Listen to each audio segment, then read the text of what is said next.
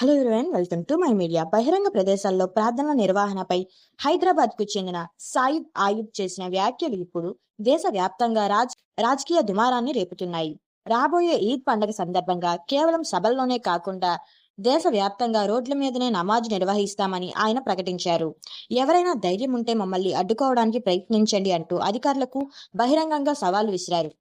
ఉత్తరప్రదేశ్ ముఖ్యమంత్రి యోగి ఆదిత్యనాథ్ను లక్ష్యంగా చేసుకుంటున్నట్టు ఆయన కొన్ని అనుచిత వ్యాఖ్యలు చేశారు. రోడ్లపై ప్రార్థనలు చేసే చట్టపరమైన చర్యలు తప్పవన్న హెచ్చరికలకు తాము భయపడే ప్రసక్తే లేదని, యూపీ ప్రభుత్వం కావాలని ఒక వర్గాన్ని ఇబ్బందులకు గురి చేస్తుందని ఆయుబ్ ఆరోపించారు. ఈ వీడియో సోషల్ మీడియాలో వైరల్ కావడంతో బహిరంగ ప్రదేశాల్లో మతపరమైన కార్యక్రమాల నిర్వహణ మరియు చట్ట అమలుపై నెట్టింట పెద్ద ఎత్తున రచ్చ నడుస్తుంది. नहीं, पूरे हिंदुस्तान में रोड पर नमाज अदा की जाएगी इंशाल्लाह। ईदगाह फुल हो गए तो रोड पर मुसलमान आकर नमाज पढ़ेंगे। किसी की माँ जनी तो इंशाल्लाह मुसलमानों को रोक कर दिखाए।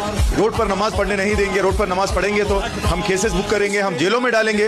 ये धमकियां दूसरों को दे लेना, मुसलमान ये धमकियों से डरने वाला नहीं है। इंशाल्लाह बड़ी तादाद में ईद की नमाज अदा की जाएगी। మరి ఆయన చేసిన వ్యాఖ్యల గురించి మీరేమంటారో కామెంట్ సెక్షన్ లో చెప్పండి. ఇలాంటి మరెన్నో ఇంట్రెస్టింగ్ వీడియోస్ కోసం మా ఛానల్ సబ్స్క్రైబ్ చేసుకోండి.